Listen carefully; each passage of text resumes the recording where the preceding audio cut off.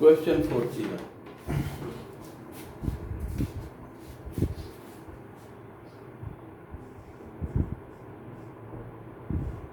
Question 40 देखा जाए, the function of anhydrous aluminium chloride in the Friedel-Crafts reaction. Friedel-Crafts reaction में anhydrous aluminium chloride का कार्य क्या है? देखिए, फ्रीडल-क्राफ्ट रिएक्शन में, फ्रीडल-क्राफ्ट रिएक्शन जैसे में एल्किल हैलाइड हम लेते हैं ना, जैसे CH3Cl ले लिए, मेथाइल क्लोराइड, तो सबसे पहले क्या होता है, एनहाइड्रस एल्युमिनियम क्लोराइड जो है इसी से रिएक्शन करता है और रिएक्ट करके CH3Cl AlCl3 ये बनाता है, ठीक है, जिसके कारण ये बॉन्ड टूटता है और हमें मिलता है methyl carbonium ion plus AlCl4 minus. तो ये क्या है? इलेक्ट्रोफाइल है, इलेक्ट्रोफाइल है। और ये जो एसिड है, लीविस एसिड, ये इसी इलेक्ट्रोफाइल के जनरेशन में योगदान देता है। तो इसका मतलब कि इसमें प्रोड्यूस इलेक्ट्रोफाइल विकल्प क्या है, इसका रोल क्या है, ये इलेक्ट्रोफाइल उत्पन्न करता है, प्रोड्यूस इलेक्ट्रोफाइल, ठीक ना। नेक्स्ट देखते हैं क्वेश्चन 42। क्वेश्चन 42 देखा जाए, 42 में है राइमर टाइमन रिएक्शन। कैमरा ठीक है ना, ठीक के लिए। आगे 42 में है राइमर टाइमन रिएक्शन, नहीं, हाँ, राइमर टाइमन रिएक्शन में रिएक्शन कौन देता है? Rymer टाइमन reaction, question 42, Rymer टाइमन reaction.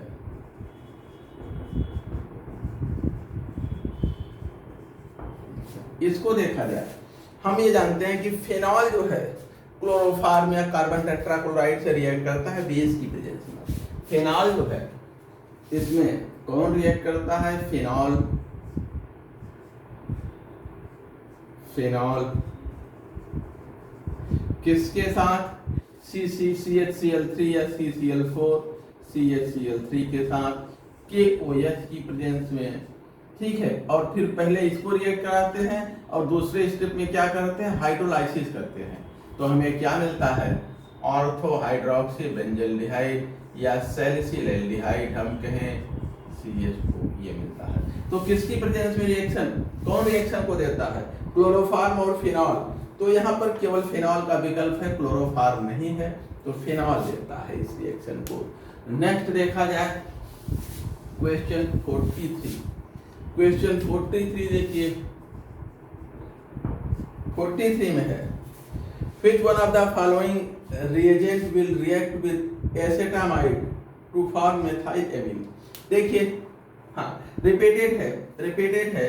इसमें जो है एमाइड जो है सोडियम ब्रोमीन और सोडियम हाइड्रोक्साइड के साथ रिएक्शन करके प्राइमरी एमीन देता है और इस रिएक्शन को हम हॉफमैन ब्रोमाइड डिग्रेडेशन या हॉफमैन ब्रोमाइड रिएक्शन के नाम से जानते हैं। क्वेश्चन 44, इसमें भी देखा जाए, कोई हाइड्रोकार्बन दिया है, उसको ऑक्सीडाइज किया जा रहा है एसिड में और वो एनहाइड्राइड बना रहा है, ये भी रिपीटेड है। ऑर्थोजाइलिन होगा, ऑर्थोजाइलिन अगर आप लेंगे और इसका ऑक्सीडेशन करेंगे ना, रिपीटेड ये भी है, तो ये दोनों कार्बोक्सिल ग्रुप में बदल जाएगा और दोनों कार्बोक्सिल जो है फिर क्या हो जाएंगे? गर्म करने पर डिहाइड्रेट होकर के एनहाइड्राइड बना देंगे। छोड़ देते हैं आगे। क्वेश्चन 45, क्वेश्चन 45 देखा जाए, which one of the following statement is not correct। कौन सा स्टेटमेंट करेक्ट नहीं है? नॉट करेक्ट और करेक्ट इनकरेक्ट ये बहुत ध्यान दीजिएगा एग्जाम में। नॉट करेक्ट, नॉट करेक्ट देखा जाए, नॉट करेक्ट में क्या है? पहला, benzene undergo nitration more easily in comparison to nitrobenzene. ठीक है, बेंजीन का नाइट्रेशन सरलता से होता है, क्लियर है ना, ये तो करेक्ट है। बेंजीन और नाइट्रोबेंजीन, नाइट्रोबेंजीन में इलेक्ट्रॉन डेंसिटी घट जाती है, नाइट्रोबेंजीन इसका माइनस आई और माइनस एम दोनों इफेक्ट है। इलेक्ट्रॉन डेंसिटी को घटाता है, यहाँ लो इलेक्ट्रॉन डेंसिटी है तो लेस रिएक्टिव होगा, लो इलेक्ट्रॉन डेंसिटी ये लेस रिएक्टिव होगा ना, और ये मोर रिएक्टिव होगा। तो ये तो सही है, ये स्टेटमेंट सही है। दूसरा स्टेटमेंट देखिए क्या दे रखे हैं। दूसरा स्टेटमेंट इनका है कि paranitrophenol is more soluble in water than ortho, ये भी सही है। ऑर्थोनाइट्रोफिनॉल में क्या होता है कि इंट्रामोलिकुलर हाइड्रोजन बांड होती है। ऑर्थोनाइट्रोफिनॉल आपस में ही हाइड्रोजन बांड बना के जुड़ा रहता है। ऑर्थोनाइट्रोफिनॉल में दोनों ग्रुप जो है आपस में हाइड्रोजन बांड बना के जुड़े रहते हैं। ऑर्थोनाइट्रोफिनॉल ये आपस में हाइड्रोजन बांड बना है। ये वाटर मॉलिक्यूल के साथ हाइड्रोजन बांड कम बनाते हैं, नहीं बनाते, इनकी ये कम बनाते हैं। और जबकि पैरानाइट्रोफिनॉल क्या होता है, ये आपस में हाइड्रोजन बांड नहीं बना पाता, तो ये वाटर मॉलिक्यूल के साथ हाइड्रोजन बांड बनाता है।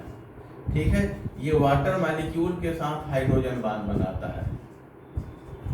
ठीक, इसलिए ये मोर सॉल्युबल है, मोर सॉल्युबल, और ये क्या है, लेस सॉल्युबल। इसकी वाटर मॉलिक्यूल के साथ हाइड्रोजन बांड नहीं होती है, इसकी कम होती है, क्योंकि ये दोनों ग्रुप आपस में ही हाइड्रोजन बांड बना लेते हैं। तो ये भी स्टेटमेंट सही है। हमें कौन सा स्टेटमेंट फाइंड करना है, इनकरेक्ट स्टेटमेंट फाइंड करना है। नेक्स्ट विकल्प सी देखिए, विकल्प C, only compound containing benzene ring are aromatic, सिर्फ बेंजीन रिंग वाले कंपाउंड ही एरोमेटिक होते हैं। क्या ये सही है? ना, ये गलत बात है, और यही सही विकल्प है। एरोमेटिसिटी में बेंजीन रिंग का होना आवश्यक नहीं है। जैसे हेटेरोसाइक्लिक है, पाइरिडीन है, पाइरॉल है, कुछ कटायन है ना, कटायन है, एनायन है, जिनमें डिलोकलाइजेशन है 4n+2 पाई इलेक्ट्रॉन का, वो एरोमेटिक होते हैं, उसमें बेंजीन रिंग हो चाहे ना हो। तो ये जो है ये स्टेटमेंट गलत है, यही सही विकल्प है। अगला विकल्प डी पे भी देख लीजिए थोड़ा सा।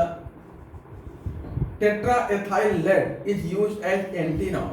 टेट्राएथाइल लेड, इसको हम एंटीनॉन कंपाउंड के रूप में यूज करते हैं, ये सही बात है।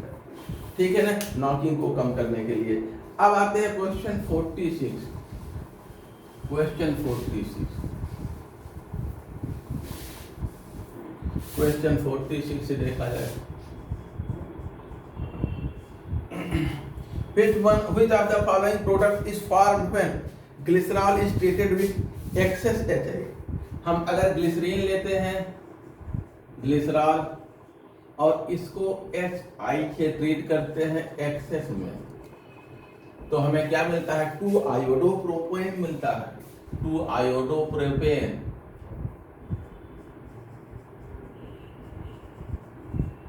2-आयोडोप्रोपेन। अभी ग्लिसरीन में ये रिएक्शन पढ़ाएगा। अगला question 47, the number of structural isomers, इसमें स्ट्रक्चरल आइसोमर कितने बनेंगे, C4H8Br। ठीक है ना, इसको बना के गिनना ही इसके लिए विकल्प है, और कोई तरीका नहीं है, कोई फार्मूला नहीं होता। तो चलिए बना के गिन लेते हैं। हाँ हाँ,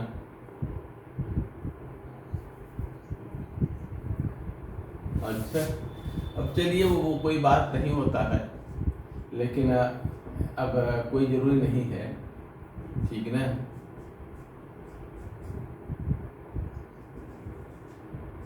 अब हम बना के बता दे रहे हैं, आप लोग जो है अगर यही आ गया तो सीधे काम चल जाएगा, नहीं आया तो थोड़ा समय दे के बनाइएगा। ऐसे भी दिमाग में सोच के भी आप गिन सकते हैं, कोई जरूरी नहीं है बना ही लेना आप।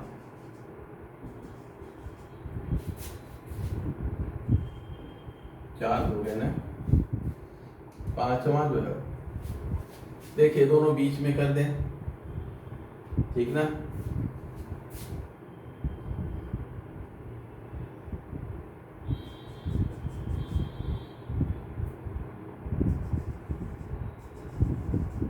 हो गया, बाकी तो सब बने हैं।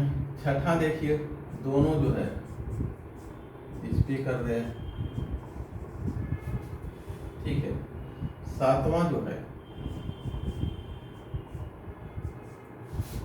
4 कार्बन हो गया, इस पे कर दें किसी एक पर।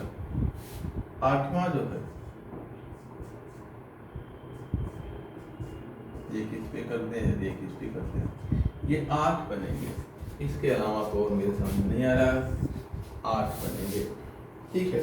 अगला देखा जाए question number 48, which of the following can give vegetable घी?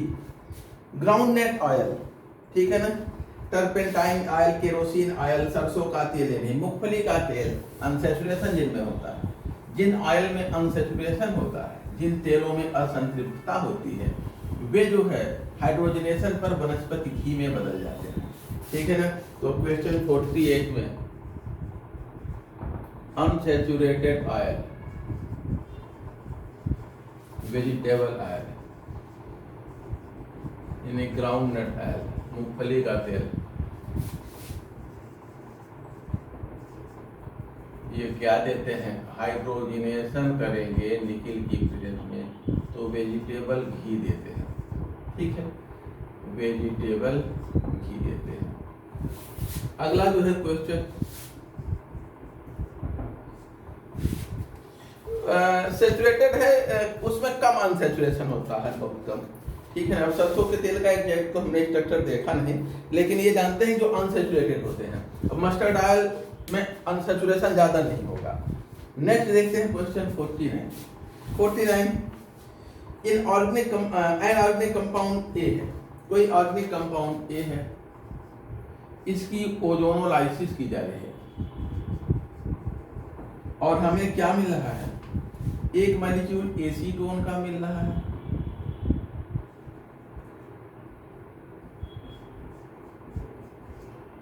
और एक मॉलिक्यूल फॉर्मल्डिहाइड का,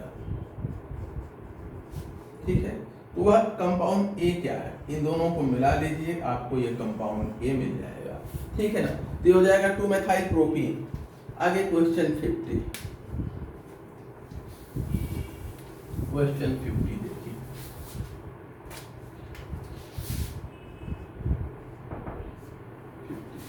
reduction of pyridine by sodium and ethanol leads to, pyridine का एथेनॉलिक सोडियम के साथ, ये भी रिएक्शन हम लोग देखे हैं, अभी अभी हाल में, ज़्यादा दिन नहीं हुआ है।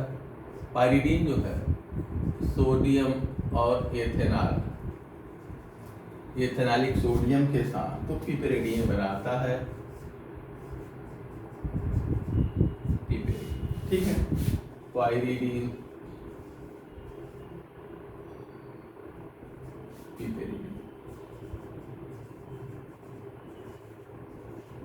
पाइरिडीन और पिपेरिडीन, हाँ बताओ, हाँ हाँ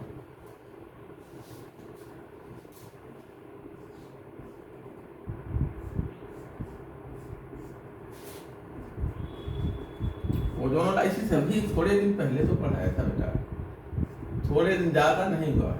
एल्कीन पढ़ाया है ना, एल्कीन में, बेंजीन में, सब में ओजोनोलाइसिस पढ़ाया है, ये ओजोनॉइड बनाता है। अब इसको आप हाइड्रोलाइज कर दो, आप जिंक के साथ या बगैर जिंक के आप हाइड्रोलाइज कर सकते हो, ये टूट जाता है ऐसे, ये ऑक्सीजन इसके साथ चला जाता है, प्लस H2O, ठीक। अभी आप चाहे बेंजीन वाला चैप्टर खोल लो, चाहे एल्कीन का खोल लो, चाहे एल्काइन का खोल लो, सब में ओजोनोलाइसिस कराया, ठीक है ना, सारी मैकेनिज्म बताई है। 51 देखिए, for an adiabatic process, adiabatic process में देखिए एंट्रोपी चेंज पूछे, एंट्रोपी चेंज डेल्टा एस ये होता है Q बाई T, यही होता है। और एडियाबेटिक प्रोसेस में Q की वैल्यू क्या होती है, 0।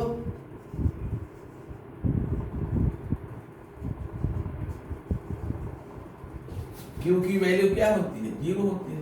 हीट का कोई एक्सचेंज नहीं होता है, एडियाबैटिक प्रोसेस में कोई हीट एक्सचेंज नहीं होता है, तो डेल्टा एस क्या हो जाएगा, 0। ठीक ना। और आगे देखते हैं।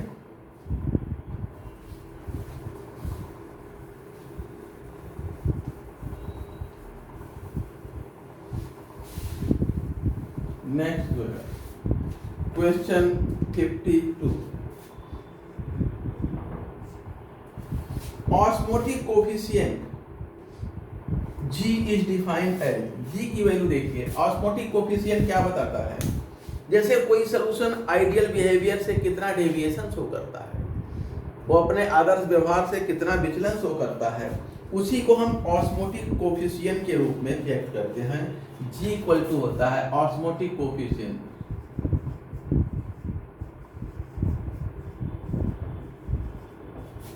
G इक्वल टू होता है I अपान V, जहां पे V क्या है,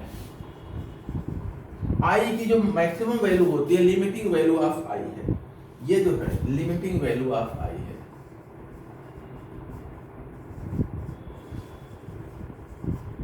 जैसे हम कहें, देखिए अधिकतम वैल्यू का मतलब, जैसे आपने एसिटिक एसिड लिया ना, ये डिसोसिएट होता है ना, डिसोसिएट होके एसीटेट आयन देता है और H आयन देता है, यही देता है। मान लें कि अच्छा, डिसोसिएशन के बाद जितने आयन हैं, इसके 1 मोल के डिसोसिएशन से इसके जितने आयन मिलते हैं, वही उसी को हम वन ऑफ फैक्टर कहते हैं। मान लें हमने 10 आयन लिया, 10 आयन, और केवल जो वीक है ना, 3 ही डिसोसिएट हुए, 7 यहाँ बचे हैं और 3 इधर आ गए, तो 3 ये बना, 3 ये बना। ठीक है ना। जैसे 10 डिसोसिएट होते, पूरा डिसोसिएट हो, अगर हम 1 मोल लेते, 7 में 3, तो 1 में 0.3 ना। जैसे इसका हम 1 मोल लेते, 1 मोल लेते, और अगर इसका 0.3 डिसोसिएट कर गया, तो यहाँ 0.7 बचा, और यहाँ 0.3 और 0.3 बना। तो डिसोसिएशन के बाद आयनों की संख्या कितनी हो गई, 0.7, 0.3, 0.3, ये हो जाएगा 1.3, और डिसोसिएशन के पहले कितना लिया था 1, तो I की वैल्यू क्या हो गई, ये 1.3 हुआ, 2 नहीं हुआ। I की वैल्यू क्या है, क्लियर है ना। I हम कैसे निकालते हैं, डिसोसिएशन के बाद आयनों की जो पार्टिकल बन रहे हैं, जो कण बन रहे हैं, number of particles after dissociation, dissociation के बाद कणों की संख्या, परमाणु आयनों की संख्या बटे डिसोसिएशन के पहले। अगर ये 5% डिसोसिएट होता मान लीजिए, तो यहाँ पे कितना बचा, 0.5 घटा देते, तो 0.5 बचा, और ये कितना बना 0.5, और ये 0.5। तो अब इस केस में I की वैल्यू क्या होगी, डिसोसिएशन के बाद ये बचा, ये बचा, ये बचा 1.5, और डिसोसिएशन के पहले कितना लिया था 1, तो I की वैल्यू अब यहाँ पे क्या हो गई, I बराबर 1.5। लेकिन जब ये अधिकतम, इसकी जो लिमिटिंग वैल्यू है, मैक्सिमम वैल्यू क्या है, जब ये पूरा डिसोसिएट हो जाए, जब पूरा डिसोसिएट होगा, 1 से 1 डिसोसिएट हो गया, तो यहाँ बचा 0, और यहाँ बना 1.0, यहाँ 1.0, तो इसकी जो मैक्सिमम वैल्यू है 1, 1 और ये 0, यानी कि 2/1, यानी कि I की जो मैक्सिमम वैल्यू है वो 2 है। तो जो I की मैक्सिमम वैल्यू होती है, लिमिटिंग वैल्यू होती है, उसी को हम B से या न्यू से V से डिनोट करते हैं। ठीक है ना। तो ये क्या है, लिमिटिंग वैल्यू ऑफ I, ये V है। ठीक है ना। तो I की जो मैक्सिमम वैल्यू है, सीमांत मान है, किसी साल्ट के डिसोसिएशन से जो अधिकतम पार्टिकल बन सकते हैं, उसको लिमिटिंग या सीमांत वैल्यू कहते हैं, उसको V से डिनोट किया गया है। अब इनका कहना है, अब अभी तो हमने इसके विषय में बताया, क्योंकि ये इंटर की बुक में नहीं होगा और सॉल्यूशन आप लोग पढ़े नहीं हैं, तो इसलिए इसको मैंने अलग से बता दिया। अब देखिए, अब इनका क्या कहना है, हाँ बोलिए।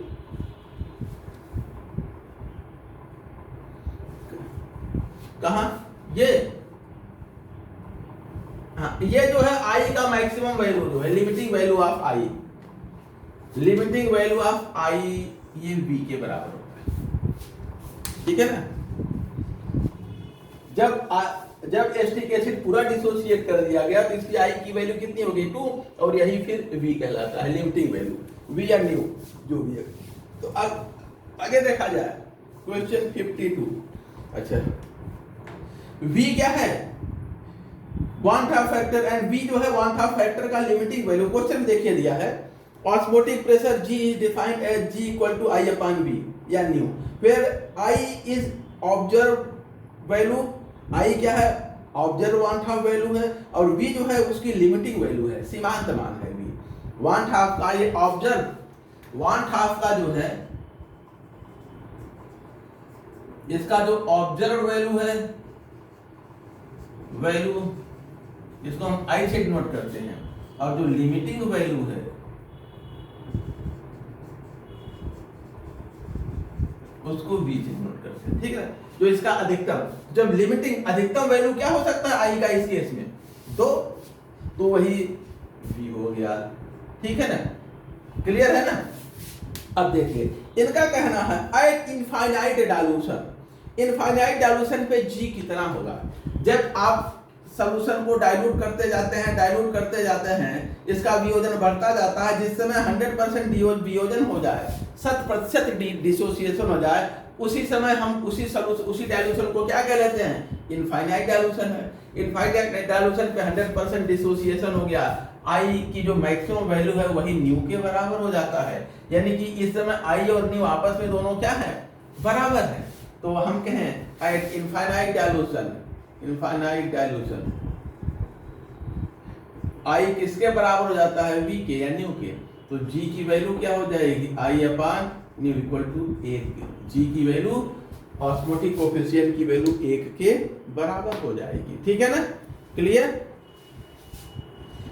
देखिए ऐसे तो हमें लगता है कि इसका एक टूटता है 2 मिलता है, वन हाफ फैक्टर 2 होना चाहिए, लेकिन वास्तव में पूरा का पूरा जब टूटे तब तो आपने 1 मोल लिया था, 1 मोल नहीं टूटा, कुछ कम ही टूटा, तो वन हाफ फैक्टर आपको मिलना चाहिए कुछ और, यहाँ मिल रहा है कुछ और, यानी डेविएशन होगा यहाँ पर, ठीक है ना, वन हाफ रूल से। अब आगे देखते हैं, चले, इसमें विकल्प डी सही है, G की वैल्यू 1, विकल्प डी। अब आते हैं क्वेश्चन 52। हाँ बोलिए। यूट्यूब पर मेरा वो 12th के बच्चों का होगा, तो उसमें ये सब चीजें नहीं होंगी, इंटरमीडिएट के बच्चों की होगी। यूट्यूब पे जो पढ़ा है ना, कुछ चैप्टर जो ऑनलाइन पढ़ाए हैं वो पढ़ा है, वो कक्षा 12 के बच्चों का होगा, लेकिन फिर भी उसमें काफी है। आगे देखते हैं क्वेश्चन 53, वो कॉलेज का चैनल है ना, कॉलेज के बच्चों के लिए है। Which one of the following statement is correct, कौन सा स्टेटमेंट करेक्ट है, देखा जाए। पहला करेक्ट पूछा है, the wavelength of phosphorescence is less than that of, अच्छा, जिस वेवलेंथ का, जैसे कहीं पर कोई पदार्थ, कोई तरंग गिर रहा है और यहां से फिर ये प्रकाश उत्सर्जित होता है, तो इससे मान लें लैम्डा इंसिडेंट है और ये लैम्डा इमिटेड है, तो इससे इसकी एनर्जी कम होती है। जिस वेवलेंथ का रेडिएशन एब्जॉर्ब हो रहा है उसी वेवलेंथ का या तो निकलेगा, उससे थोड़ी कम एनर्जी का, तो ये लॉन्गर हो सकता है, इससे छोटा नहीं हो सकता, ठीक है ना। तो हम कहें कि या तो इसी वेवलेंथ का होगा या तो फिर बड़ा होगा, छोटा होने का कोई सवाल नहीं है। तो पहला स्टेटमेंट इनकरेक्ट है। लैम्डा आई जो है या तो ये छोटा होगा या इक्वल टू होगा लैम्डा ई के, ये बड़ा नहीं हो सकता। आगे क्वेश्चन बी देखिए, option B, transition from T nought to S nought state without emission of light is called phosphorescence. Phosphorescence में देखिए सिंगलेट से ट्रिपलेट में ट्रांजिशन होता है, एस नॉट से T1 में, ये फॉस्फोरेसेंस है, ठीक है ना। T नॉट से S1 में नहीं, क्योंकि ये लो एनर्जी है और ये क्या है, हाई एनर्जी है, सिंगलेट स्टेट। तो लो से हाई में जाए और एनर्जी निकले, ऐसा संभव नहीं है, अर्थात ये विकल्प भी गलत है, ठीक है ना। अगला C, the combination of CO and water in plant in presence of chlorophyll is an example bioluminescence. नहीं, बायोल्यूमिनेसेंस का नहीं है, ये फोटोसिंथेसिस है, लाइट रिएक्शन है, फोटोकेमिकल रिएक्शन है, ठीक है ना। बायोल्यूमिनेसेंस नहीं, वहां कोई प्रकाश नहीं उत्पन्न होता है, तो ये भी गलत है। अब विकल्प डी बचता है और वही सही होगा। Population inversion is necessary condition for laser. Laser के लिए पॉपुलेशन इन्वर्जन मस्ट है, ये मैंने पढ़ाया है फोटोकेमिस्ट्री में। इन्वर्जन यही सही है, यही सही विकल्प भी है क्योंकि करेक्ट पूछा गया है। अगला देखा जाए क्वेश्चन नंबर 53। क्वेश्चन 53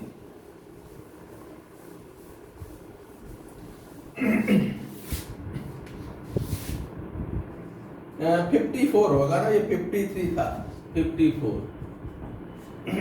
देखा जाए the value of molar polarization for methane molecule. Methane का molar polarization increases with increase in temperature, decreases with increase in temperature. Non polar molecule है ना, अनअफेक्टेड होगा। Methane non polar, polar no effect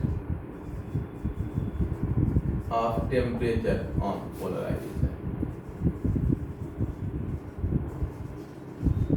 ये भी यहाँ पे हम लोगों ने physical properties and chemical constitution पढ़ा है, वहां पर इसको पढ़ाया है। पोलरिटी वोलेटिलिटी, मोलर पैरा पोल और सब, मोलर पोलराइजेशन और ये सब पढ़ाया है। आगे क्वेश्चन 55 देखा जाए the most probable velocity in centimetre पर सेकेंड ऑफ हाइड्रोजन मॉलिक्यूल है। देखिए most probable velocity Vm, most probable ये होता है √2RT/m, ठीक है ना। अब आप जो है इसमें सबकी वैल्यू रख दीजिए, सबकी वैल्यू रख दीजिए। R जो है, R की वैल्यू देखिए, पहले तो आप मीटर में निकाल लीजिए, बाद में सेंटीमीटर में कन्वर्ट कर लीजिएगा, तो यह हो जाएगा 2 × 8.314 इंटू टेम्परेचर क्या दे रखा है, टेम्परेचर दे रखा है 27 यानी 300 divided by molar mass hydrogen है ना, हाइड्रोजन का 2, ठीक है, ये निकल जाएगा आपका, ये तो सीधे उसी में आ जाएगा, ठीक है। आगे जो है अब देखते हैं। अच्छा ये जूल में है और इसका जो वेट है, अब या तो दो चीजें हैं, या तो इसको आप ग्राम में रहने दीजिए, इसको जो है अर्ग में बदल दीजिए, जूल सेकेंड को अर्ग सेकेंड, ठीक है ना। और जूल को अर्ग में बदलते हैं तो कितने से 10⁻7 से मल्टीप्लाई करते हैं, 10⁻7 से मल्टीप्लाई कर लीजिएगा, ठीक है, 10⁻7 से, और फिर निकाल लीजिएगा। आगे देखते हैं क्वेश्चन, अब सॉल्व करके देख लीजिए 56। Which of the following gas will be liquefied most easily? देखा जाए जो अगर जिसका वान डेर वाल कांस्टेंट हाई होगा तो इजी लिक्विफैक्शन होगा, इजी लिक्विफैक्शन। और इसमें जो विकल्प दिए हैं, अमोनिया का सबसे अधिक है, अमोनिया के देखिए वान डेर वाल गैस कांस्टेंट ए की वैल्यू कितना दिया है 4.17, तो यही सबसे सरलता से लिक्विफाई होगा, विकल्प सी है। आगे क्वेश्चन 57।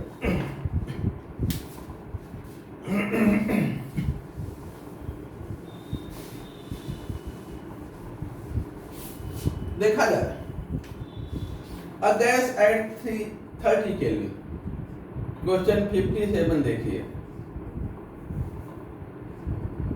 यहां पर T दिया है 303 केल्विन और इसका वॉल्यूम V है, मान लें V वॉल्यूम है, और V वॉल्यूम से इसको हम कितना कर दिए, रिड्यूस करके वॉल्यूम को हाफ कर दिए, ओरिजिनल हाफ V/2 कर दिए, और फिर जो है इसको हमने क्या कर दिया 2V कर दिया, तो 2V कर दिया तो टेम्परेचर कितना होगा T इन्होंने पूछा, पहले T इतना है इस केस में, और इस केस में टेम्परेचर क्या हो जाएगा। तो देखिए हमने वॉल्यूम को यहाँ से यहाँ किया, टेम्परेचर बढ़ा करके टेम्परेचर कितना होगा, तो पहला वॉल्यूम हम जानते हैं कि V1/T1 इक्वल टू होता है V2/T2।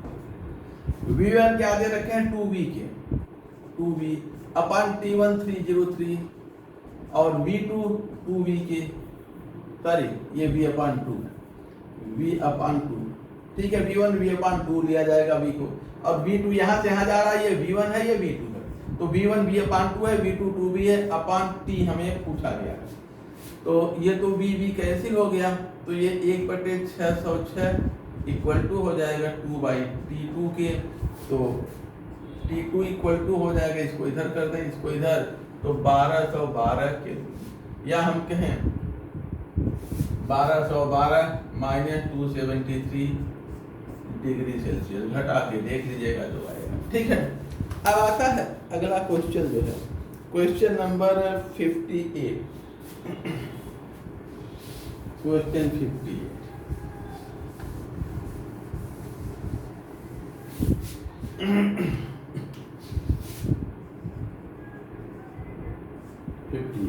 Calculate the bond dissociation energy of HCl।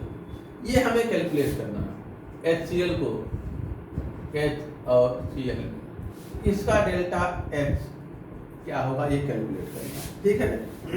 दिया क्या है इन्होंने, देखिए स्टैंडर्ड एल्थेट की फॉर्मेशन का दिया है, इन्होंने दे रखा है H प्लस ये मिला करके HCl बनता है, और इसकी एंथैल्पी ऑफ फॉर्मेशन क्या दे रखे हैं, HCl का 92, और उसके बाद जो है हाइड्रोजन और क्लोरीन का फॉर्मेशन देखिए 1/2 H2। अब देखिए ये इस फॉर्म में तो मिलता नहीं, इसको आप 1/2 H2 के रूप में लेंगे, इसको 1/2 Cl2 के रूप में, और ये बनाएंगे। इसका एंथैल्पी ऑफ फॉर्मेशन क्या दे रखा है H, और ये दे रखा है क्लोरीन का 218, और उसके बाद हाइड्रोजन का क्लोरीन का ये दे रखा है 1:1, ठीक है ना। अब अगर इन्हीं को पलट दे, हमें देखिए ये रिलेशन लानी है, ये रिलेशन हमें लाना है, ठीक है ना। इसके जो फॉर्मेशन का हीट होगा वही इसके डिसोसिएशन का हीट होगा। हमें क्या चाहिए, इसका हीट ऑफ डिसोसिएशन चाहिए। इन तीनों को मिला करके अगर हम ये रिलेशन प्राप्त कर लें तो इनको मिला करके हमें ये मिल जाएगा। तो देखिए इसमें क्या है, HCl लेफ्ट साइड में है, इसको हम पलट के HCl लेफ्ट में काट दें, तो ये हो जाएगा HCl गिव्स, इसको पलट रहे हैं 1/2 H2 प्लस 1/2 Cl2, और ये हो जाएगा -92, ठीक है। और उसके बाद जो है ये क्या हो जाएगा, ये हमें देखिए इधर क्या चाहिए, H और Cl चाहिए, तो इनको यथावत जोड़ दें। अगर हम 1/2 H2 ले लें तो हमें H दे रहा है, और इसका एनर्जी है 218, और अगला 1/2 Cl2 ले लें, हमें इससे Cl मिल रहा है, और इसका एनर्जी है 1:1। अगर हम तीनों को जोड़ दें तो देखिए क्या मिल रहा है, ये कैंसिल हो जाएगा इधर उधर से, और ये इनको दे रहा है, यानी HCl से हमें क्या मिल रहा है, H और Cl ना। अब इधर हम इन तीनों को जोड़ दें तो हमें ये मिल जाएगा। जैसे इन इक्वेशंस को जोड़ा तीनों को तो ये मिल गया, वैसे जो है इनको जोड़ेंगे तो हमें ये मिल जाएगा। तो डेल्टा H ये हो जाएगा 90 माइनस 92 प्लस 218 प्लस 121, जोड़ के देख लीजिएगा क्या आता है। और हमें तो लगता है कि 31, इन दोनों का डिफरेंस 31 होगा, 29 डिफरेंस होगा, इसमें 29 जोड़ेंगे तो 29 इसमें जोड़ दीजिए, तो 9 8 है, हाँ, और 4 ये 247 आएगा, ठीक है ना। तो आगे देखते हैं, नेक्स्ट जो है अगला है क्वेश्चन नंबर 59, इसी तरह का 59 लीजिए, मिटा देना 59 देखिए।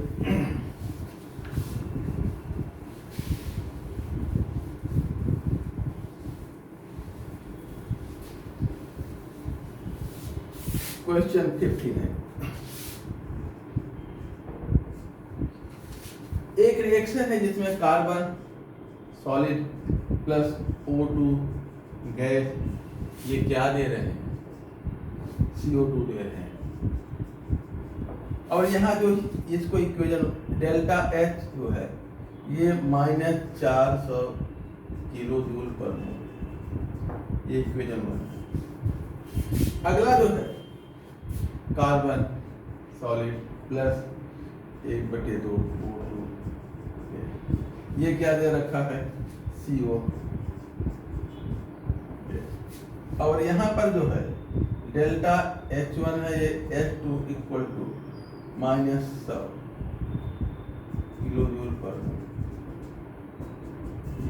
ठीक है, अब आगे इनका क्या कहना है, यदि 24 किलो कोल है, 24 यानी कोल ये कितना है, कोयला 24 केजी, इसमें 50% कार्बन है, यानी कि कार्बन 12 किलोग्राम है। इसके 25 कोल कार्बन से ही बना होता है, कार्बन ही होता है, तो 24 किलो कोल में 12 किलो कार्बन है, इनका ये कहना है। और ये जलता है, जब इसको हम जलाते हैं तो 60% कंबस्टन इक्वेशन 1 के अनुसार होता है।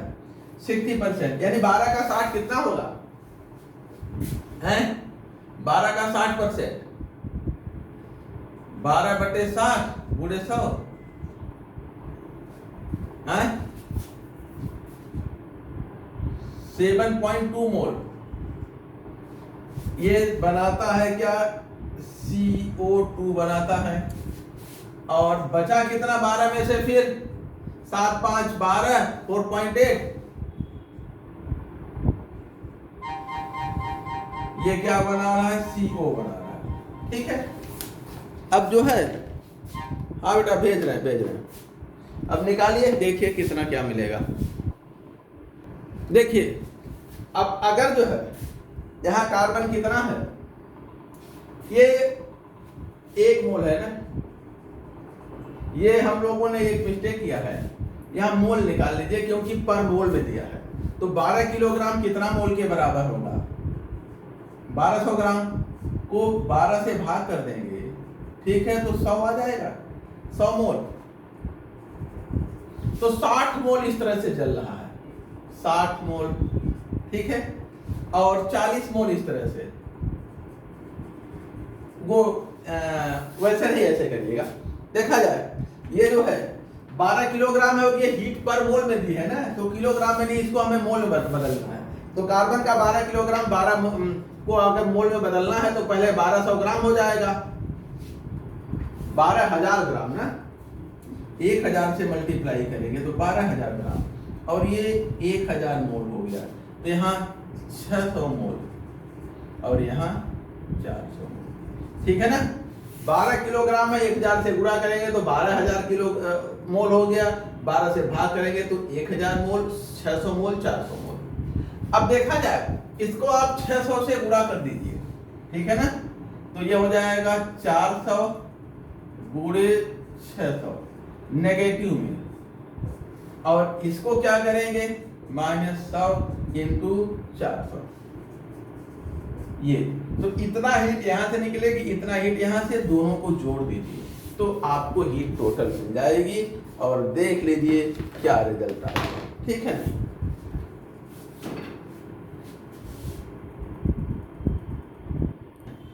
हम लोग next question number 60, question number 60, ये सब न्यूमेरिकल टाइम टेकिंग होंगे, होते हैं वहां, बहुत जल्दी नहीं निकल पाते हैं, तो ऐसे सवालों पे बहुत उलझिएगा मत आप लोग, ठीक है ना। ऐसे सवालों पे बहुत उलझने की बजाय आप पूरे उसमें देखेंगे फिजिकल में, तो मुश्किल से फिजिकल के लगभग 40-45 सवाल होते हैं, जिसमें से 8-10 न्यूमेरिकल होते हैं, बहुत होते हैं 12-15 होते हैं, 15 में से 4-5 सरलता से आ जाते हैं, 10 बचते हैं, तुक्का मारेंगे तो 1-2 उसमें भी सही हो जाएगा। अगर 10 नहीं होता, 10 तो छूट ही जाता है, 125 में 10 छूटता है तो आपके पास 115 सवाल होते हैं, कम नहीं होते हैं, ठीक ना।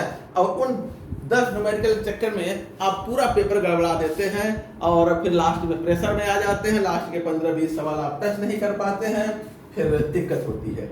जैसे जैसे समय घटता जाता है आप पे दबाव बढ़ता जाता है, पूरा पेपर बेकार हो जाता है। क्वेश्चन 60 देखा जाए, तो इसलिए न्यूमेरिकल लास्ट में ही देखिएगा, हो पाएगा नहीं हो पाएगा ऐसे टिक कर दीजिएगा।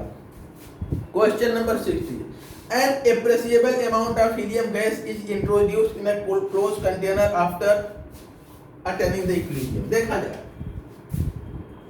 लासातेली एक बंद बर्तन है ना, यानी कि वॉल्यूम कांस्टेंट है, V क्या है, कांस्टेंट है, और इस पे एक सिस्टम है इक्विलिब्रियम स्टेट पर, SO2Cl2, ये गैस ये टूट करके SO2 gas plus Cl2 gas दे रहा है, ये दे रहा है किस टेम्परेचर पर, 25 डिग्री सेल्सियस पर। ठीक, अगर इसमें आप इनर्ट गैस डालते हैं, हमने बताया है कि कांस्टेंट वॉल्यूम पर यदि आप किसी साम्य निकाय पर अक्रिय गैस डालते हैं, किसी साम्य निकाय में नियत आयतन पर अक्रिय गैस मिलाने का कोई प्रभाव नहीं पड़ता। साम्य अवस्था आगे पीछे विस्थापित नहीं होती है, साम्य अवस्था पर कोई प्रभाव नहीं पड़ता। नियत दाब पर प्रभाव पड़ता है लेकिन नियत आयतन पर प्रभाव नहीं पड़ता है। तो इसमें देखिए विकल्प क्या मिलेगा, जिसमें देख लीजिए कि कोई प्रभाव नहीं पड़ता है। Concentration of all the gases remains unchanged, यानी कि साम्य अवस्था न आगे जाएगी न पीछे, साम्य अवस्था पर कोई प्रभाव नहीं पड़ेगा। जब साम्य अवस्था प्रभावित नहीं होगी तो इनकी सांद्रताएं भी परिवर्तित नहीं होगी। जैसे आगे बढ़ता तो इनकी सांद्रता बढ़ती, पीछे बढ़ता तो इसकी बढ़ती, न आगे बढ़ रहा है न पीछे, यथावत बना है, समान रेट से दोनों दिशाओं में बढ़ रहा है। इसका मतलब कि कोई प्रभाव अक्रिय गैस डालने का नहीं पड़ेगा। ठीक ना, अगला देखते हैं। लासातेलिये का नियम है, मैंने पढ़ाया है इसको, लास्ट में सबसे यही कंडीशन पढ़ाई गई है, अक्रिय गैसों का योग नियत आयतन पर और नियत दाब पर। क्वेश्चन 61 देखा जाए, द ऑस्मोटिक प्रेशर देखिए 0.1 मोल सॉल्यूशन है, कौन कौन से, एक तो है HCl, दूसरा है H2SO4 और तीसरा सॉल्यूशन है Fe2SO4 का 3। ये किस रेशियो में होंगे, तो इनके डिसोसिएशन से जो आयन मिलेंगे उसी के रेशियो में होंगे।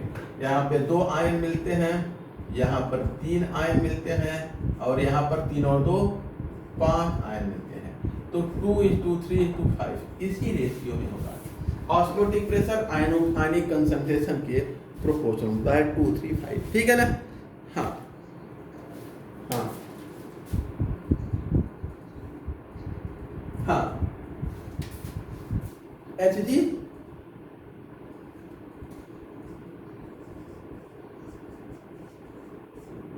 ये इसमें कितने आयन मिलेंगे, तो देखिए मर्क्यूरियस आयन ऐसा होता है, ठीक है ना, ये 1 आयन होता है, और नाइट्रेट 2 आयन होते हैं, तो 2 और 1 3 आयन।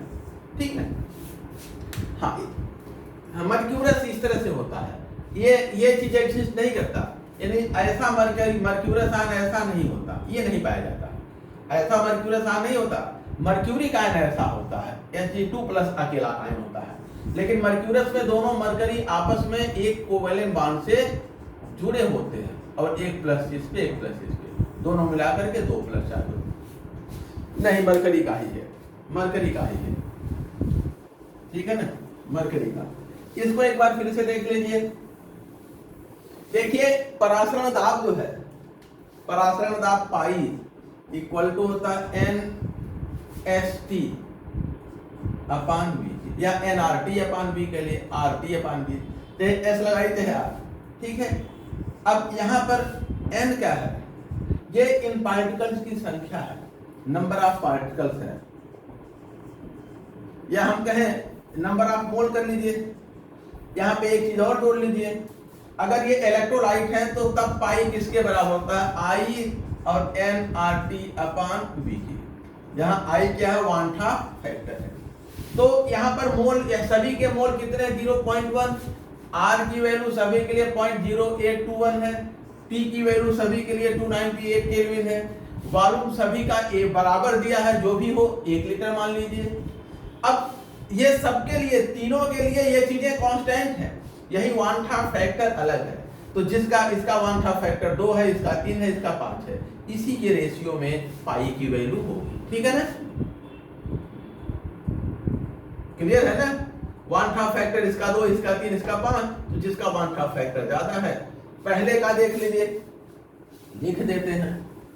पहले के केस में पाई HCl इक्वल टू हो जाएगा I और nRT अपॉन B के, I की वैल्यू क्या है 2, और पाई H2SO4 1/2 फैक्टर 3 है, nRT अपॉन B, और पाई Fe2SO3 का 4 का 3, ये क्या है 5 nRT अपॉन B। ठीक है, इनका रेशियो निकालना है, तो ये तो सब में कैंसिल हो जाएगा ना, सब में कॉमन है, हटा दीजिए।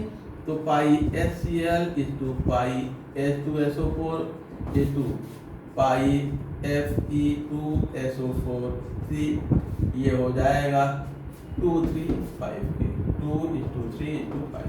ठीक ना, चले अब देखते हैं आगे क्वेश्चन नंबर 62। क्वेश्चन नंबर 62 मिटाए भाई त्रिपाठी जी। क्वेश्चन नंबर 62,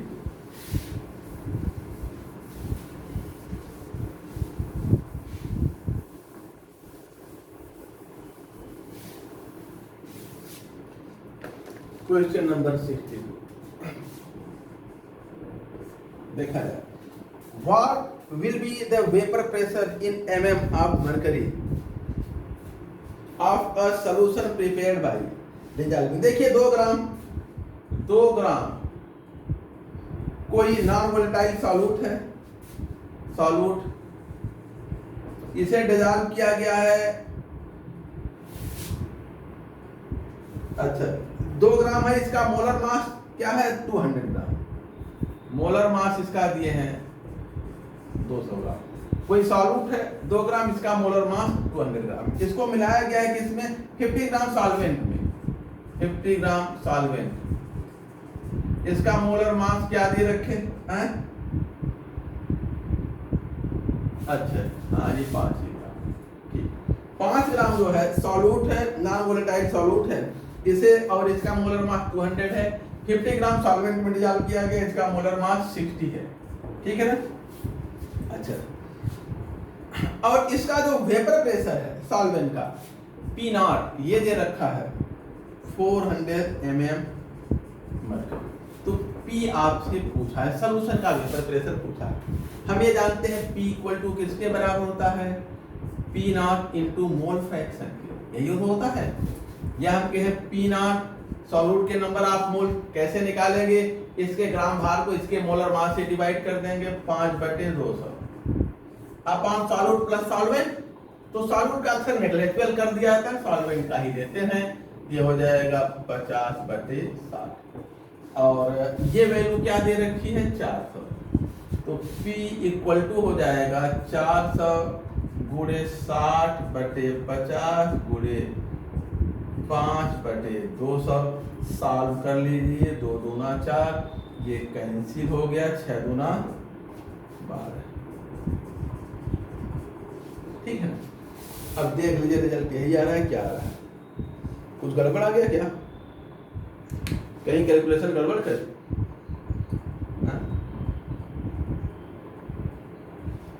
अच्छा अच्छा ठीक ठीक, अच्छा इन्होंने लोअरिंग पूछा है ना, तो अब हम क्या करेंगे, ये हमें P मिल गया, तो P0 माइनस P यही पूछा गया है, तो 400 माइनस 12, ठीक है ना, तो कितना आ जाएगा 388। अभी हम लोग पूरा कैलकुलेशन नहीं किए थे, आधे पे ही थे, ठीक है, आगे देखते हैं। इतने की लोअरिंग हो गई, प्योर था तो इतना था, अब जो है ये हो गया। आगे देखते हैं, नेक्स्ट जो है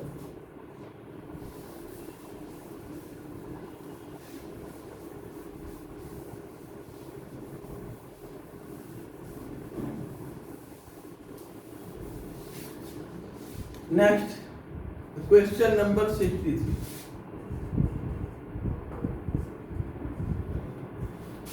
five percent solution of compound x.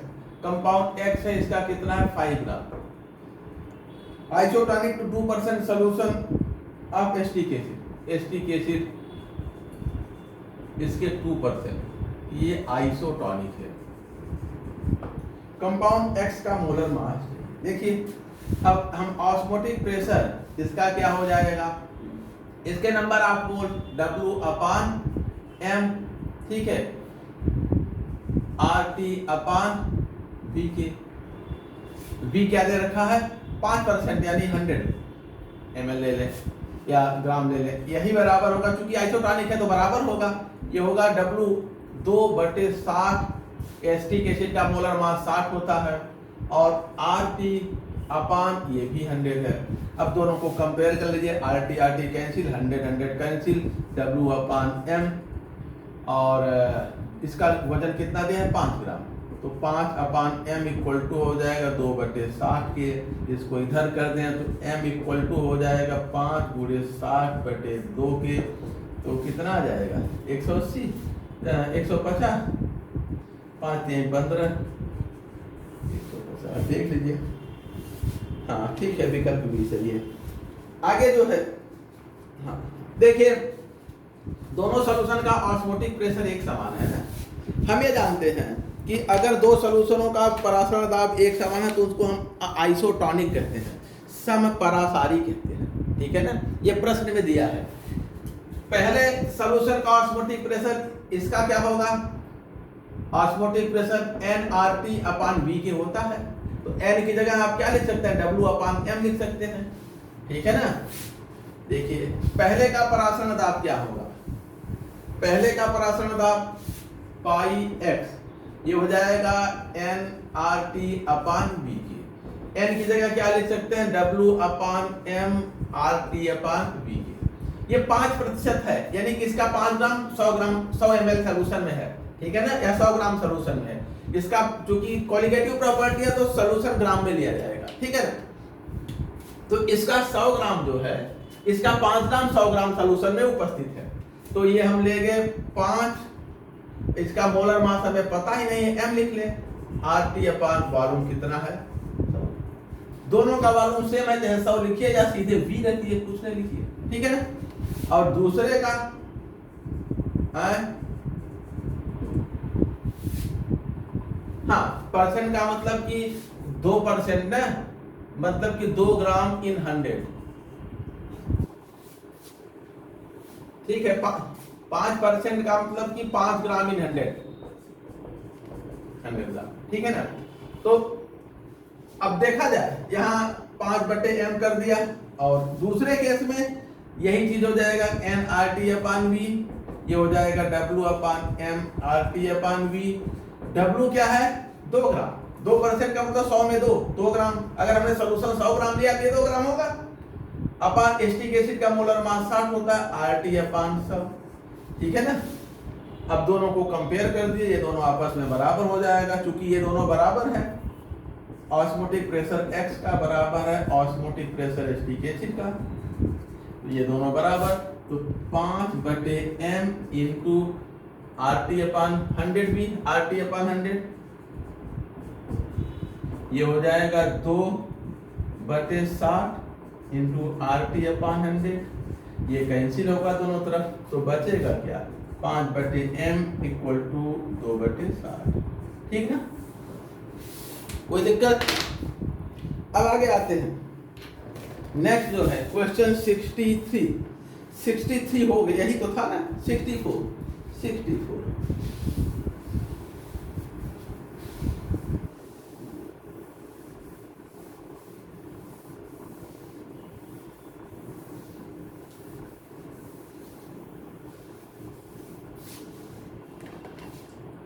Question 64.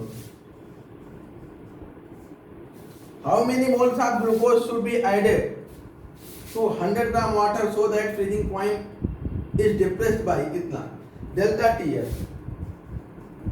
Depression in freezing point, यह है 0.93 केल्विन, और ये होता है 1000 के एफ डब्ल्यू अपान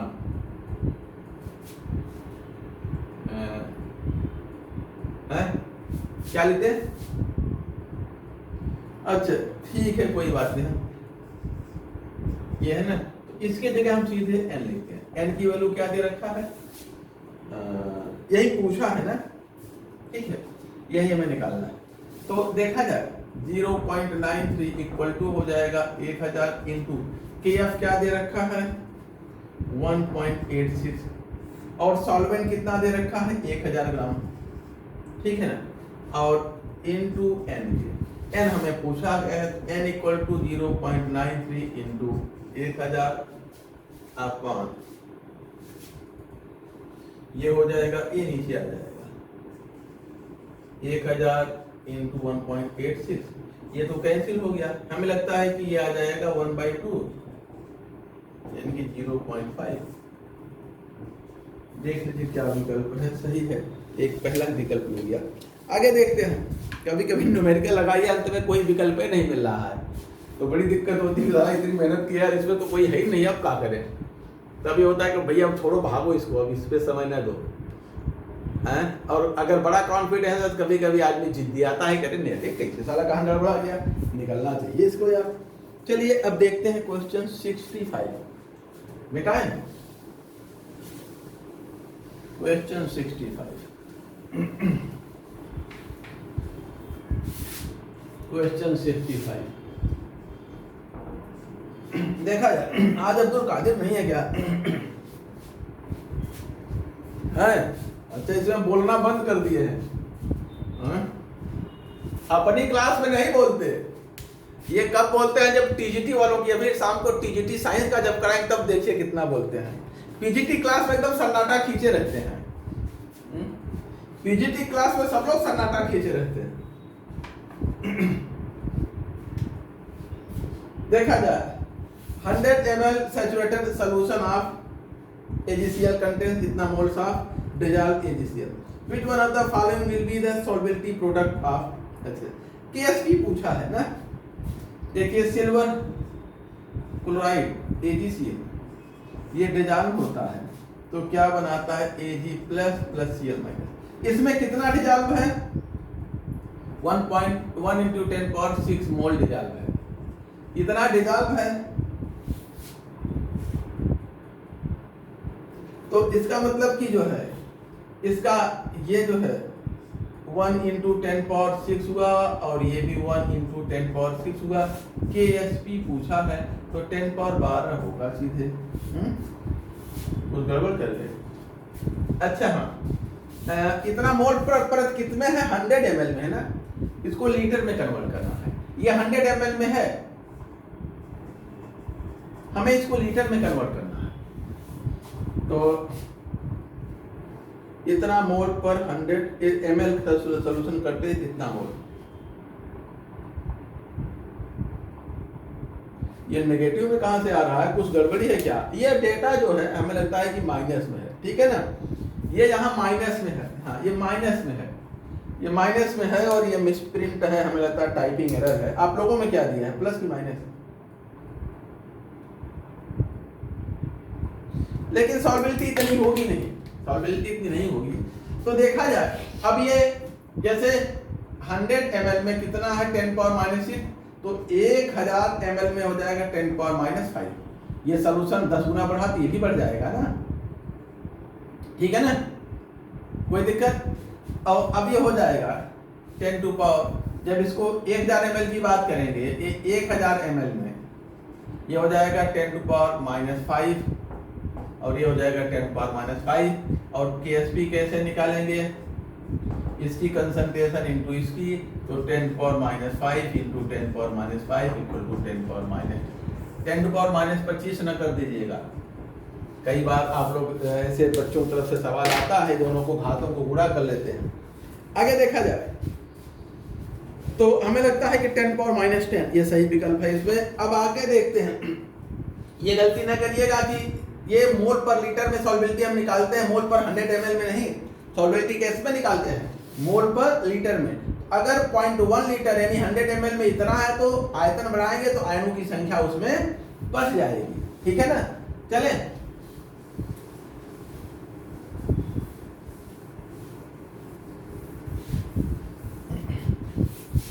नेक्स्ट देखा जाए question 66।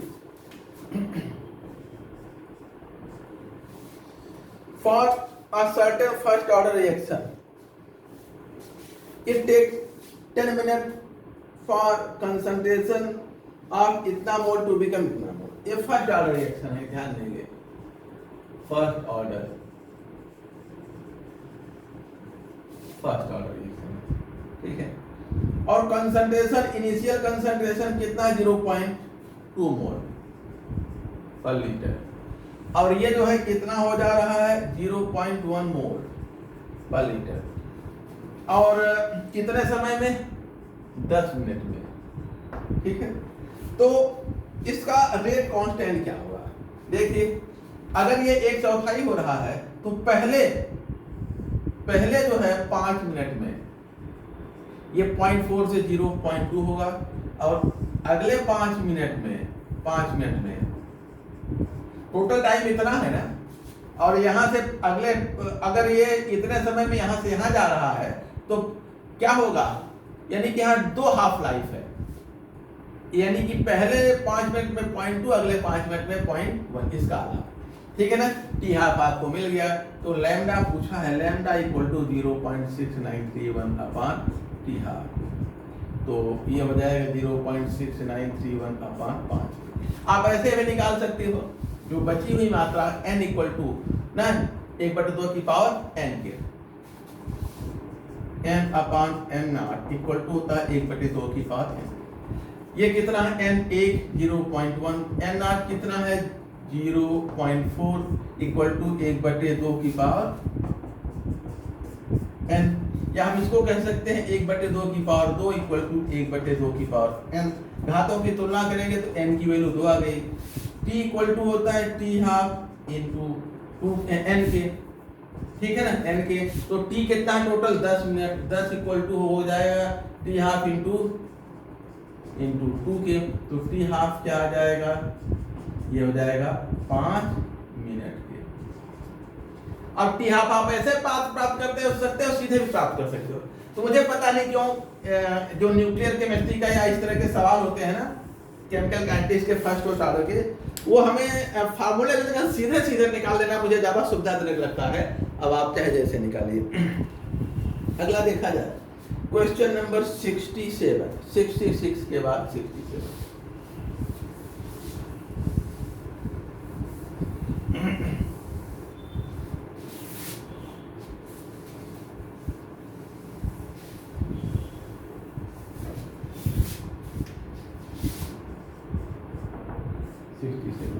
In a phase diagram of pure water, P is a point where ice, water and liquid vapor coexist, यानी ट्रिपल पॉइंट है।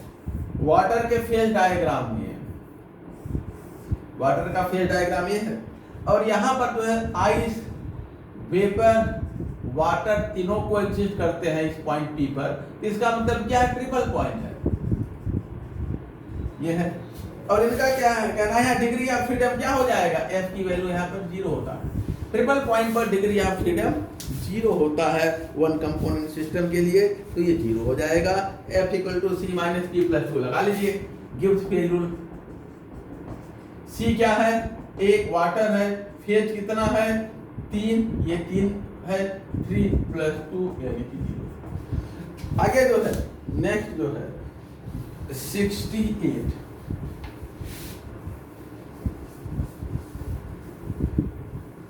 मिटा देना।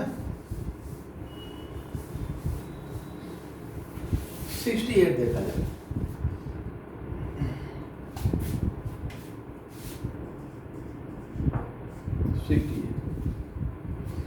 हाँ हाँ, the ionic product of water and हाँ 4 into 10 power minus 14 है, 97 का है ना, 97 का इस परीक्षा को मैंने भी पास किया था, इस परीक्षा को मैंने भी पास किया था। अच्छा, करेक्ट स्टेटमेंट पूछा गया,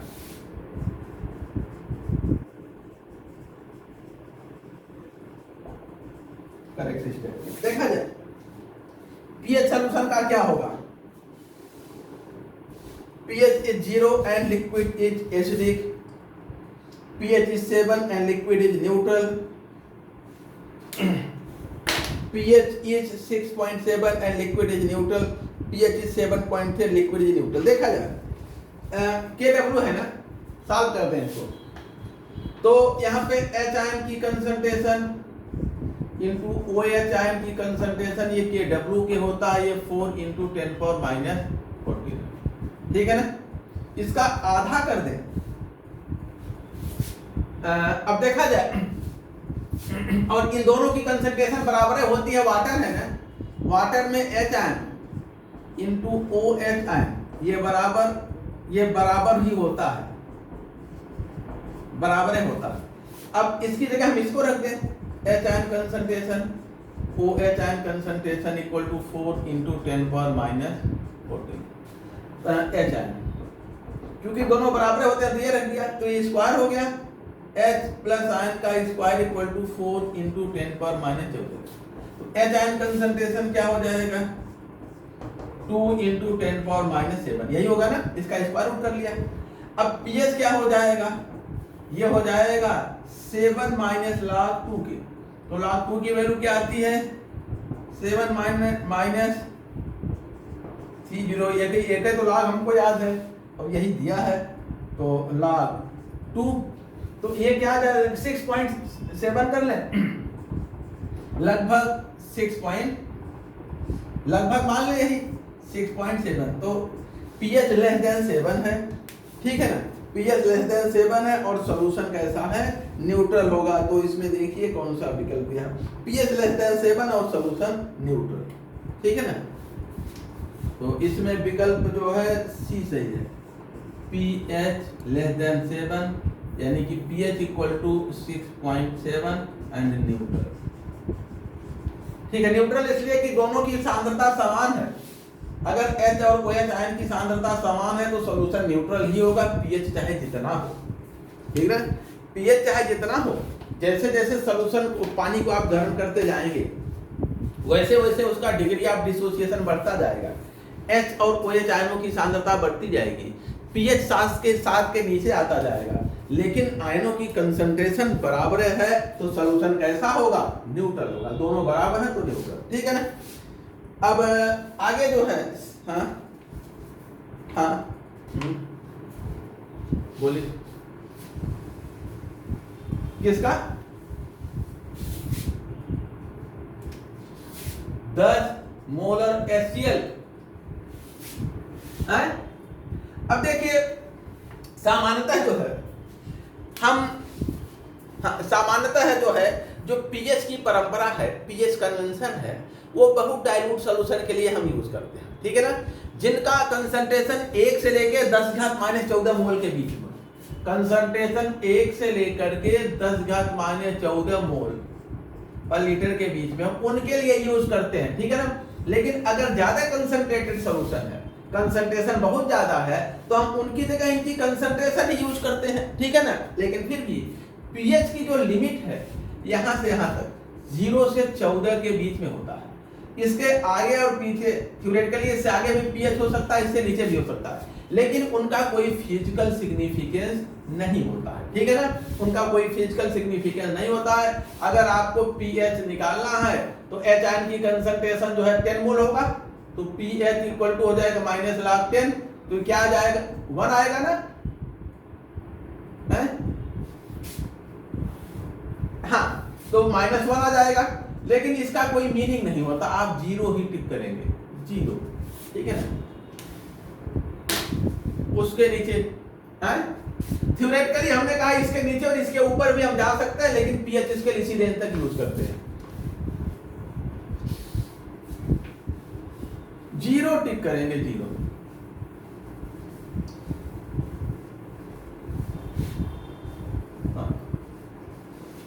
हाइड्रोजन कंसंट्रेशन फिर 1 मोल होगा। देखिए पीएच स्केल हम कहाँ से यूज कर सकते हैं, कंसंट्रेशन हम कहाँ से कहाँ लेते हैं। कंसंट्रेशन जो है 1 से 10 घात माइनस 14 मोल पर लीटर, और पीएच कहाँ से आता है, 0 से लेकर के 14, यहीं तक पीएच स्केल होता है। 7 पे न्यूट्रल होता है, ठीक है। अब अगर इसके जैसे कंसंट्रेशन 1 से ज्यादा है, जैसे 2 मोल है, 3 मोल है, तो पीएच नेगेटिव में आ जाएगा, -1 -2 नेगेटिव में आता जाता है, ठीक है ना। हम क्या 10 मोल कर लें, 100 मोल कर लें, 10 कर लें, 100 कर लें, तो पीएच -1 -2 आता जाएगा। और यहाँ इससे नीचे कर दे -15 -16, तो ये पीएच 15 16 आता जाएगा। लेकिन इनका कोई सिग्निफिकेंस, इनका कोई महत्व जो है नहीं होता है पीएच मीट्री में। पीएच का स्केल की लिमिट यहीं से यहीं तक है, ठीक है ना। आगे देखते हैं। अब नेक्स्ट जो है क्वेश्चन 68 हो गया ना, 69 देखिए। Which one of the following will be the value of work done when 2 moles of hydrogen expand isothermally against constant pressure? ये सवाल देखिए, ये सवाल थोड़ा सा मुझे अटपटा लगता है। इसमें जो है प्रेशर तो दिए हैं कि इस प्रेशर के अगेंस्ट फैलता है, लेकिन वॉल्यूम का प्रसार कितना है ये नहीं कुछ दे रखा है। अब 2 मोल हाइड्रोजन गैस का वॉल्यूम कितना होगा ना, अब इस पे प्रेशर हमें चाहिए, बगैर प्रेशर के हम नहीं निकाल पाएंगे। टेम्परेचर तो दिया है, जैसे पीवी इक्वल टू होता है nRT के, ये वॉल्यूम कितना होगा, प्रेशर यहाँ पे ये 2 मोल दिए हैं और ये जो है 25 डिग्री सेल्सियस दिए हैं, ये पता है इन दोनों का P इंटू V। तो ये सवाल मुझे थोड़ा पता लगता है, लेकिन हमने एक जुगाड़ लगाया है निकालने का, कि चूंकि ये आइसोथर्मल है ना, आइसोथर्मल कंप्रेशन है, आइसोथर्मल एक्सपेंशन है ना, तो गैस के पास जितनी एनर्जी होगी, गैस के पास जो एनर्जी होगी वही तो एनर्जी किस में बदलेगी, वही एनर्जी जो है वर्क में के रूप में हमें मिलेगी। तो इसकी एनर्जी हम निकाल लें, तो E इक्वल टू होता है N/2 RT के, किसी भी गैस मॉलिक्यूल की एनर्जी N/2 RT के होता है, ठीक है ना। अब इससे निकाले तो निकाले अगर हम, तो जो एनर्जी आएगा वही वर्क में जाएगा, लेकिन ये 61.16 आ रहा है और इस तरह का कोई विकल्प हमारे पास नहीं है। तो अब इस क्वेश्चन को छोड़ दीजिए, मेरे समझ नहीं आ रहा है कि कैसे लगाया जाए, ठीक है ना। ना प्रेशर दिया है, ना वॉल्यूम दिया है, कुछ नहीं दिया है, एक्सटर्नल प्रेशर दिया है। एक्सटर्नल प्रेशर के अगेंस्ट, जैसे कोई गैस एक्सटर्नल प्रेशर के अगेंस्ट फैल रहा है तो W इक्वल टू PdV होता है। वॉल्यूम का चेंज, एक्सटर्नल प्रेशर तो इन्होंने 1 दे दिया है, वॉल्यूम का चेंज कुछ नहीं दिया है, टेम्परेचर दे दिया है। बगैर वॉल्यूम के हमें कैसे मिलेगा, मेरे समझ में नहीं आया है। अब आप लोग ट्राई करिएगा, अगर कुछ जुगाड़ मिलता है तो बताइएगा। आगे देखते हैं। नेक्स्ट जो है क्वेश्चन 70 है, एन इलेक्ट्रिक करंट डिपॉजिट इतना ग्राम ऑफ सोडियम इन। हमें लगता है इस सवाल में कुछ चीज मिसिंग है, या हो सकता है हम ना कुछ समझ पा रहे हो कि क्या इसमें और क्या ट्रिक है, शायद दिमाग में आ जाए आगे, तो वो देखा जाएगा। क्वेश्चन से है कौन सा, हाँ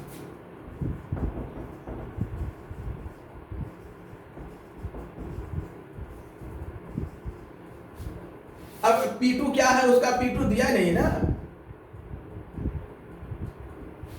P तो 1 एटमॉस्फेयर है, P2 क्या दिया, P2 1 एटमॉस्फेयर है, ये फाइनल प्रेशर P1 नहीं दिया है। अब या तो P1 देता या V1 देता, कुछ तो देता, कुछ नहीं दिया है, इसलिए नहीं समझ में आ रहा है, इसमें कुछ मिसिंग है, ठीक है ना। ये नहीं दिया है, अगर ये दिया होता तो ये P2 1 है आ जाता,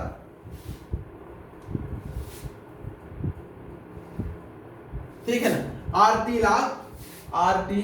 log P1 अपान P2 कर लेते, तो दिया नहीं है इसमें कुछ, देखा जाए।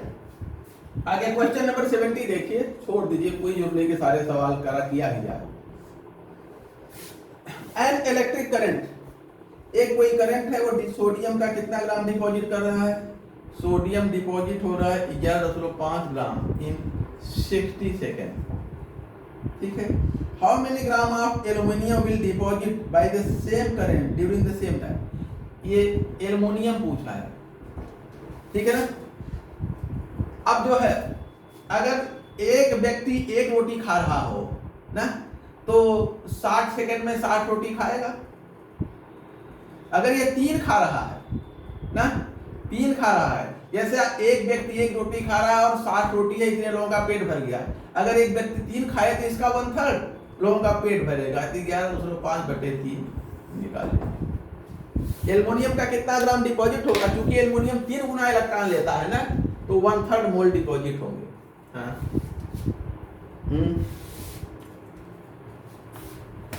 हमने कहा ना फार्मूलों से बहुत बचा करिए, सीधे ऐसे निकालने का प्रयास किया करिए, ठीक है ना।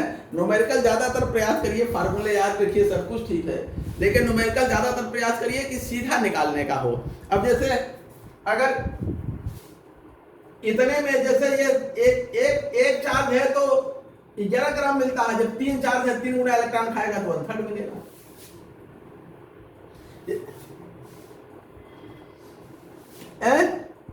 क्या हुआ, कितना आ रहा है 4 पॉइंट, तो उसी को मानिए क्योंकि और कोई विकल्प इसके नजदीक नहीं है। एन इलेक्ट्रिक करंट डिपॉजिट इतना ग्राम सोडियम इन 1 मिनट। अच्छा, how many grams of aluminium will deposit by the same current during the same time interval, वही होगा इसका 1/3, ठीक है ना। जैसे आप इतना ग्राम डिपॉजिट हो रहा है, इस पे 1 प्लस चार्ज है, जब 3 प्लस चार्ज है तो इसका 1/3 ग्राम डिपॉजिट होगा। अच्छा, एक मिनट हम कर सकते हैं।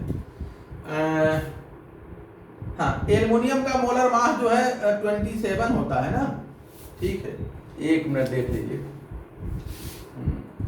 हम लोग सीधे ग्राम में लगा कर दिए, मोलों की संख्या समान होगी दोनों में, तो इसका कितना ग्राम एल्युमिनियम का मतलब कितना मोल, 11.5/23 यानी कि 0.5 मोल। और इसका कितना डिपॉजिट होगा, इसका डिपॉजिट कितना होगा,